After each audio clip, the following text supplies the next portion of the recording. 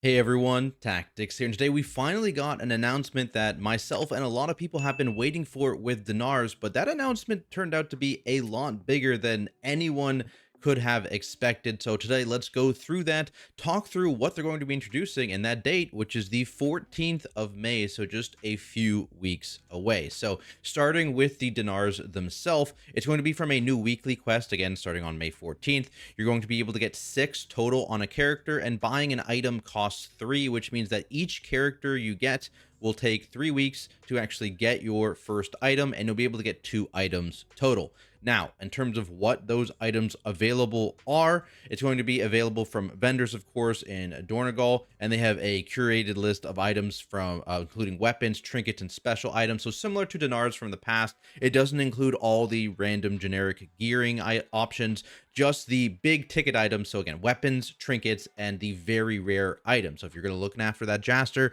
going to be able to get it. If you want a specific weapon, you're going to be able to get that as well.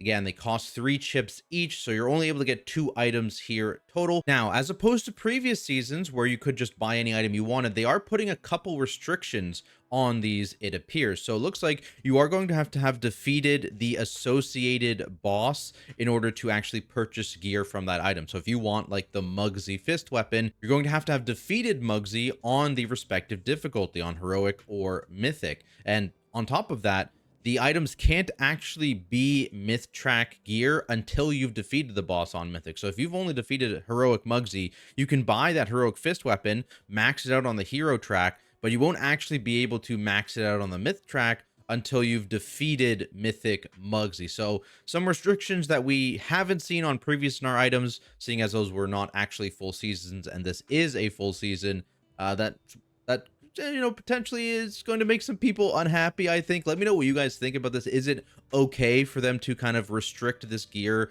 a little bit, seeing as it is buying Bisque gear? Is it so late in the season that we might as well just be able to get this gear and upgrade it as far as we want? Let me know what you guys think about this change, and maybe keep in mind there is another change coming in at the same time. Here at the top, we did skip it. So starting with May 14th, they're actually going to be increasing the number of steps on the hero and myth track by 2. So they're going to be 8-step tiers instead of 6-step tiers. And they also are going to be removing the crest cap and making valorstones warbound. So a lot of very, very big quality of life changes coming here with the crest on cap and the warbound valorstones. And then a lot of actual power increase to every single character in the game by increasing the track size on hero and myth tracks. So literally everyone is going to be able to go out, get some more crests, play the game a bit more, of course, and upgrade all of their gear by 2 additional steps. That's going to mean you're going to need a bunch more actual crests on every single character, which maybe is going to annoy some people, but it seems like gearing in general is going to be a lot nicer for alts as well, combining this stuff, as well as the increased drop rate of warband gear as well from Mythic Plus. So if you're not a fan of the changes with the Dinar, maybe this makes it a little bit easier to swallow. On top of these bigger changes, they're also doing some adjustments to delves, namely earning more crests and valor stones and stuff like that. And then the profession gear is not being left behind. Luckily, they did not forget. You're going to be able to buy a vendor item called the augmentation matrix, and you can just slot that into gear and recraft it, and it'll just gain 6 eye levels. So this is going to be the same number of eye levels behind as it was before this patch. I think it's going to work out to be like 681, I think is the crafted gear is going to be, and then the other gear, max out myth track gear, is going to be 684, maybe 685. Not 100% sure exactly, but it's going to be a pretty big spike in player power when it's all said and done. You're going to be able to buy items. You are going to need to defeat the boss, which is a bit of a downside for a lot of players, especially if you're trying to get like a late mythic item like the Mugsy weapon, like the Jaster diamond. You're gonna have to defeat those late difficult bosses on mythic to actually upgrade it up there.